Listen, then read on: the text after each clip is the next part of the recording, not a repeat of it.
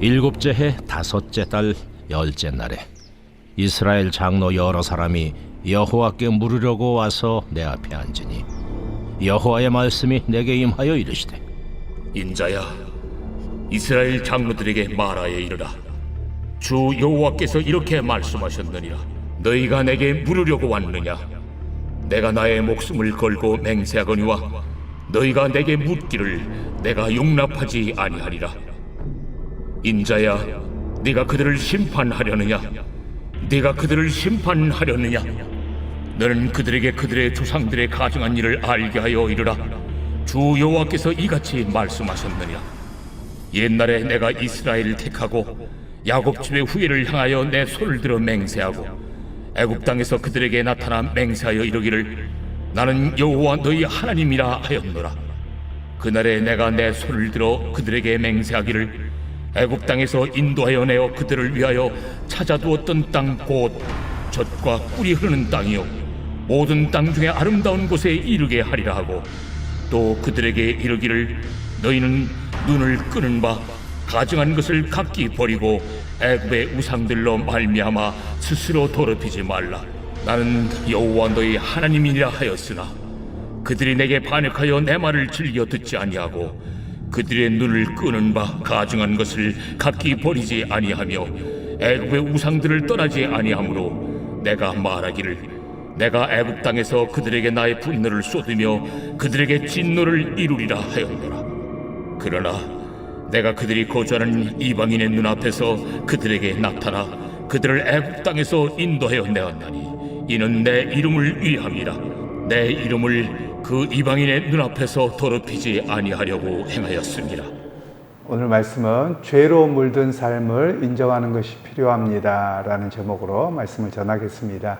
오늘 본문의 내용은 이제 에스겔에게 유다 백성들의 장로들이 나옵니다. 장로들이 나온 이유는 지금 어려운 시기에 풍전등화와 같은 시기에 있는데 어떻게 하면 하나님의 뜻이 무엇이고 그리고 하나님 앞에 어떻게 회복될 수 있습니까? 이런 것을 묻고 기대하기 위해서 나왔습니다.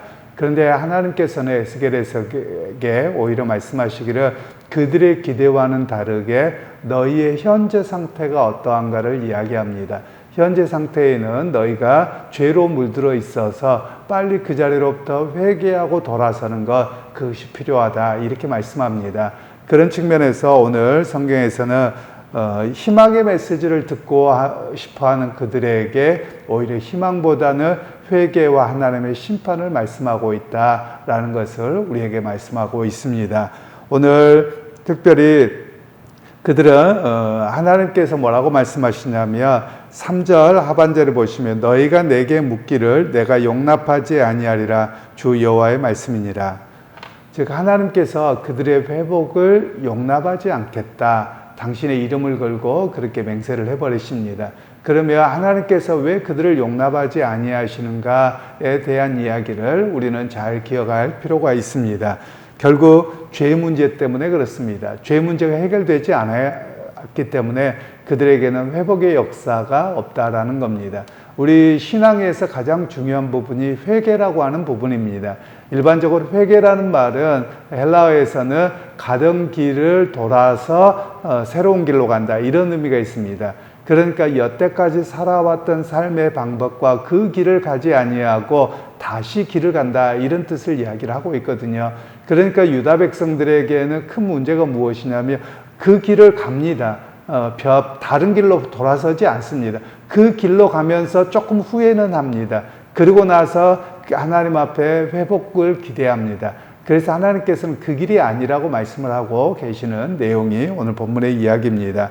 결국 죄 문제가 해결되지 아니하고는 무조건적인 용서와 회복은 없다라는 것이 하나님의 선언입니다. 그래서 오늘 우리에게도 마찬가지입니다. 사실 한국 교회가 많이 잃어버린 것이 있어요. 회개를 잃어버렸습니다. 사실 교회에 와서 가장 먼저 기도하고 예배의 자리에 나올 때 해야 될 것은 회개입니다. 이 회개라는 말은 앞에서도 말씀을 드렸습니다만 속으로만 뉘우치는 것으로 그치지 않습니다.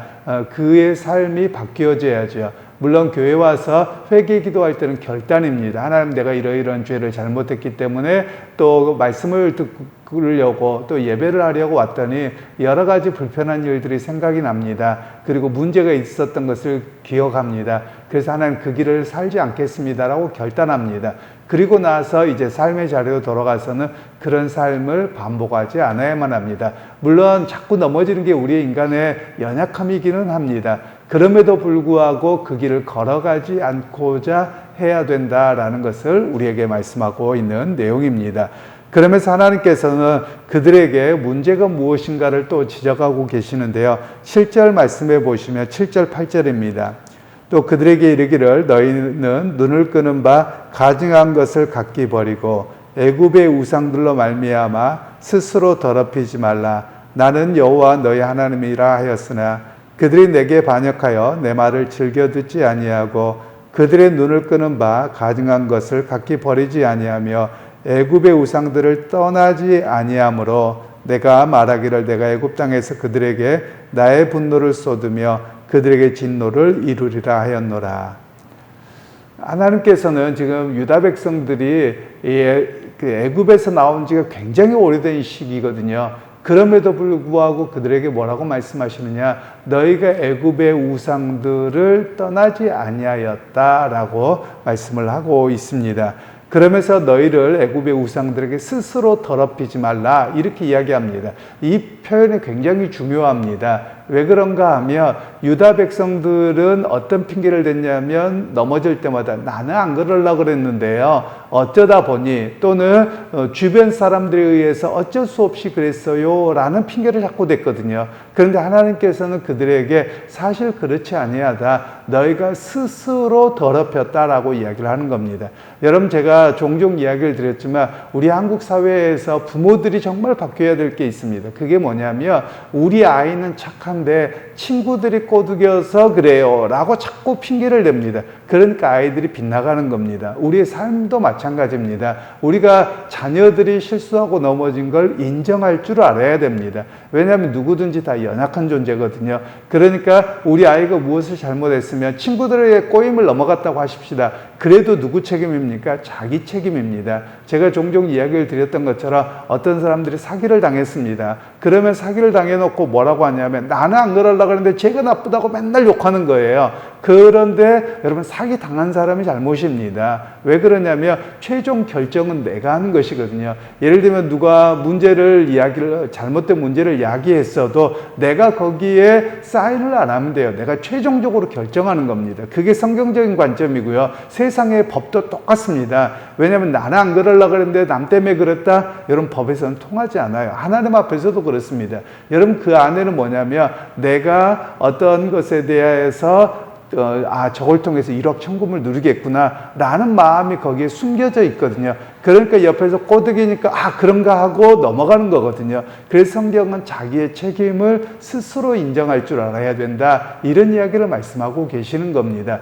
여러분, 오늘 우리 각자가 그렇습니다. 우리는 너무나도 남에게 자꾸 핑계를 대는 문화가 있어요. 그것은 죄된 본성입니다. 우리만 그런 게 아니라 모두가 마찬가지입니다. 나는 아니고요, 누구 때문에요? 나는 안 그러려고 그랬는데 제도가 잘못됐어요. 나는 안 그러려고 했는데 누가 그랬어요. 맨날 이렇게 살아가고 있거든요. 여러분, 이게 바로 죄인의 모습이라는 겁니다. 그러니까 하나님께서는 오늘 이런 죄인의 모습으로부터 너희가 돌아서라, 이렇게 이야기를 하고 계시는 겁니다. 그러면서 그들이 애굽의 우상의 모습을 끊어버리지 않았다라는 것이 무엇인지를 잘 이해할 필요가 있는데요. 애굽에서 유다 백성들이 배웠던 게 뭐냐면 그들이 먹고 사는 문제를 따른 우상 숭배입니다. 실제로 우상 숭배는 다른 곳에서 일어나지 않습니다. 여러분, 실제로 무당들이나 여러 가지 봐보세요. 다 뭐하고 관련됐냐면 잘 먹고 잘 사는 거, 그리고 집안에 우환이 없고 병이 없는 것, 이런 것 때문에 무당들을 찾아가고 이러거든요. 미래에서 알고 싶다, 그것도 사실은 자기의 먹고 사는 문제나 또는 잘 되는 문제, 자녀 문제, 다 이것과 관련되어져 있습니다. 그러니까 이 문제만 되면 사람들이 속아버리는 겁니다. 일설에 의하면 그런 이야기도 하지 않습니까? 제가 직접 이렇게 경험하고 본 적이 많지 않습니다만, 교회를 오래 다녀도 뭐 하느냐, 시험 볼 때가 되면 또는 뭐 이렇게 진급대가 되면 무당에게 찾아가서 물어본다고 하잖아요. 여러분, 예수를 잘못 믿는 거죠. 여러분, 오늘 우리의 기독교의 신앙은 그렇습니다. 우리가 미래를 아는 것이 하나도 중요하지 않습니다. 미래는 정해져 있거든요. 뭘 정해졌느냐? 제가 100% 확신할 수 있습니다. 그것은 내가 나이가 먹고 시간이 되면, 물론 나이 먹어서만이 아니죠. 무조건 어떻게든지 죽을 거라는 거 여러분들 확실하게 제가 100% 보장합니다. 그리고 또 하나는 세상이 언젠가는 100% 멸망할 겁니다. 여러분, 그건 제가 보증합니다. 왜냐하면 주님 말씀이시고 인간의 법칙이기 때문에 그렇습니다. 그런데 여러분, 뭘 그렇게 더 하려고 합니까? 여러분, 미래는 주님께 맡기고 오늘을, 현실을 최선을 다하고 살아가는 겁니다. 그리고 우리가 지나간 과거를 기억할 때도 잘해야 됩니다. 상처 주고 아팠고 힘들었던 거 거기에만 눌려 있으면 그의 인생은 앞으로 나가지 못합니다. 오히려 그것 때문에 우상 숭배가 더 크지요. 그러나 우리가 해야 될 일은 지나간 세월 속에서 나를 지켜주시고 은혜 주셨고, 때로는 고통스러웠지만 그 가운데서 오늘 또 일어날 힘을 주셨던 하나님의 은혜를 묵상하는 것이 우리가 해야 될 모습이라는 겁니다. 그런데 유다 백성들은 그렇게 하지 않았습니다. 과거의 고통이 뭘로 작용하느냐면, 과거의 고통과 아픔이 그게 또 올까 봐서 어떻게든지 빌어서 복을 받고 미래를 알고 싶다, 이런 모습으로 바뀌었거든요. 이게 애굽에서부터 왔던 그들의 우상을 버리지 아니하는 모습이었다라는 것을 이야기를 하고 있습니다. 결국 이렇게 넘어지는 이유는 다른 데 있지 않습니다. 현실만을 바라보기 때문에 그렇습니다. 여러분, 현실을 바라보면 암울할 수 있습니다. 당장 눈앞이 깜깜할 수 있습니다. 그런데 믿음의 사람들은 현실을 바라보는 것이 아니라 현실 위에서 역사하신 하나님을 기대해야 합니다. 그러니까 우리의 삶이 암울하고 힘들 때마다 기도할 수 있는 것이거든요. 그런데 많은 분들이 기도해놓고 또 현실에만 머물러 있다. 여러분, 기도를 잘못하는 겁니다. 기도를 정말 해야 될 내용은 뭐냐면, 하나님 앞에 내가 현실 때문에 무너진다면 주님, 나의 믿음 없음을 붙들어 주시고, 또 내가 주님을 여전히 현실의 큰 문제 때문에 주님을 보지 못합니다. 세상의 역사와 주관하시는 하나님을 내가 보지 못합니다. 그래서 내가 눈을 들어 그 위에 역사하시는 주님을 보게 하여 주옵소서, 이런 기도가 필요한 것이거든요. 즉, 유다 백성들은 제사를 열심히 드렸는데 제사를 어떻게 드렸느냐? 지금 힘드니까 주님, 이 문제가 해결되게 해주십시오. 제사를 드리면서 미래를 알게 해주십시오. 제사를 드리면서 나에게 복과 은혜를 주십시오. 여기만 멈춰 있었거든요. 오히려 이런 문제가 유다 백성들의 문제였다라는 겁니다. 오히려 우리의 믿음은 어떤 믿음이어야 되느냐면, 우리가 비록 현실의 삶과 미래를 알지 못하고 암울하게 예상이 될 수 있습니다. 실제로 예상됩니다. 제가 앞에 말씀드렸잖아요. 우리가 세상에 멸망이 오는 것 당연합니다. 세상 더 좋아지지 않습니다. 문명적으로는, 문화적으로 여러 가지는 좋아질 수 있습니다만, 사람들과의 관계를 보십시오. 범죄율을 보십시오. 그리고 사람의 악한 모습들을 보십시오. 과거에는 일어나지 않았었던, 상상할 수 없던 악한 모습들이 너무 많이 등장하거든요. 세상은 더 악해집니다. 절대 선하게 변하지 않습니다. 여러분, 우리가 그걸 알고 계셔야 돼요. 그렇기 때문에 믿음의 사람들은 어떻게 하느냐? 이런 삶의 모습들이 올 때마다 어떻게 주님 오실 날이 점점 가까우구나. 그래서 주님 앞에서 내가 순수한 신앙으로, 주님을 의지하는 신앙으로 어떻게 서가야 되는가? 주님이 다시 오셨을 때 내가 과연 구원받을 만한 믿음이 있는가? 주님 앞에 섰을 때 내가 정말 온전한 신앙으로 서 있었는가를 우리가 끊임없이 점검해야 됨을 오늘 우리에게 말씀하고 있는 것입니다. 그러게 여러분, 믿음이라고 하는 것은 다른 곳에 있지 않습니다. 믿음은 현실 속에 있습니다. 믿음은 현실 속에서 두려움과 어려움이 올 때 그래도 하나님의 함께 하심을 내가 바라봅니다. 나의 이렇게 무너지고 연약함을 도와주옵소서, 이렇게 하나님 앞에 기도하고 나가는 것이 우리의 모습입니다. 그러니까 유다 백성들의 신앙은 비나이다 종교였어요. 왜냐하면 자기 원하는 대로, 실제로 비는 모습들의 모든 우상 종교의 모습을 보면 자기가 기대하는 바가 있습니다. 그래서 기대하는 바대로만 이루어지기를 비는 것이 바로 우상 종교의 대표적인 모습입니다.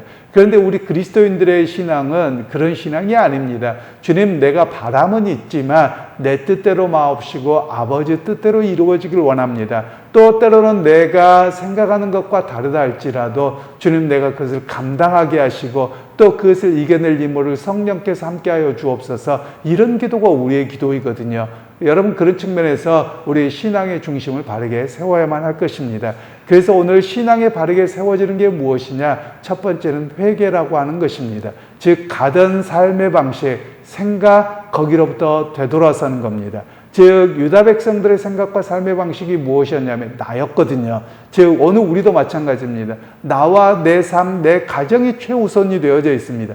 그러니까 결국은 우상숭배적인 신앙으로 변질될 수밖에 없었던 것이 유다 백성들이고 우리의 모습이라는 겁니다. 그래서 오늘 우리가 여기로부터 돌아서야만 합니다. 나 중심이 아니라 하나님 중심, 예수 그리스도 중심으로 바뀌어야만 합니다. 그렇게 해서 주님께서 함께 하시는 일이고 주님께서 세상을 운행하여 가시기에 나는 거기에서 아주 조그만 점에 불과합니다. 그래서 오늘 또 내가 그 세상의 역사를 주관하시는 그 주님을 바라보고 살아갑니다. 주님 오시는 그날 또는 주님 앞에 서는 그날까지 내가 부끄럽지 않는 하나님을 의지하는 믿음으로 살기 원합니다. 이 고백이 되어야 될 줄로 믿습니다.